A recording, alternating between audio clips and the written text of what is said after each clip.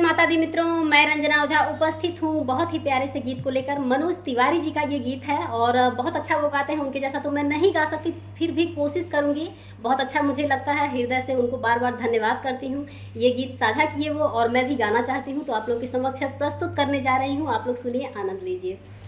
हाथ में त्रिशूल गरवा, हाथ में त्रिशूल गरवा, सोनवा के हार रूपवा मनवा मोहता, हर रूपवा मनवा मोहत बात बाली मैया, तबाड़ी मैया हो तबाड़ी मैया शेर पर सवार, रूपवा मनवा मोहत बात बाड़ी मैया शेर पर सवार, रूपवा मनवा मोहत बा।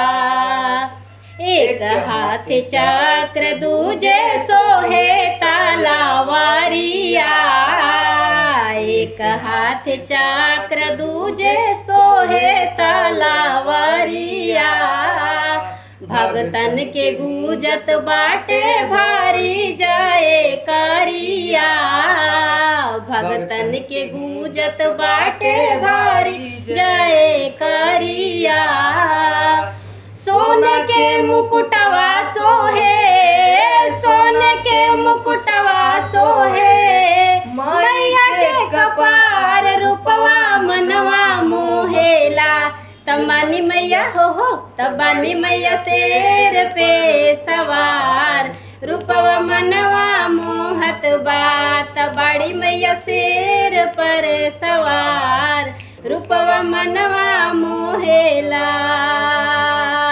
नारियल चढ़ई माई धूप अगरबत्तिया, फल फूल ढेर लागल माई के बरतिया, नारियल चढ़ई माई धूप अगरबत्तिया, फल फूल ढेर लागल माई के बरतिया।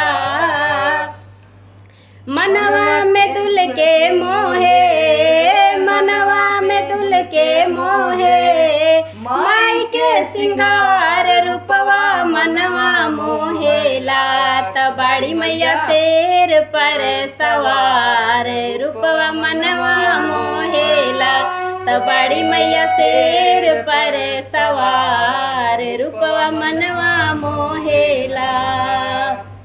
धाम विंध्याचल जैसे ओढ़ले चुनरिया, चमके सितारा चम चम हटे ना नजरिया, धाम विंध्याचल जैसे ओढ़ले चुनरिया, चमके सितारा चम चम हटे ना नजरिया।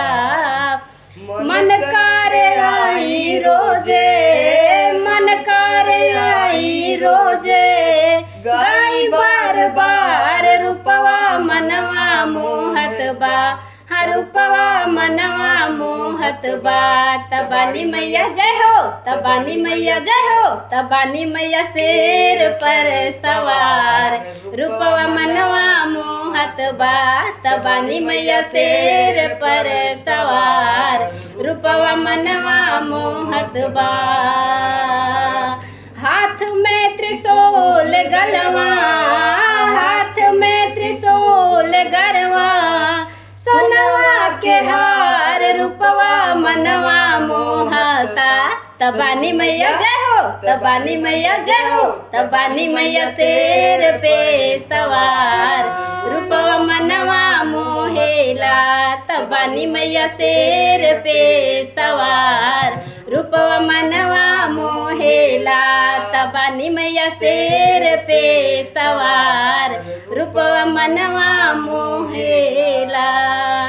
तो बताइएगा आप लोग मौसी और बेटे का गाना कैसा लगा। धन्यवाद।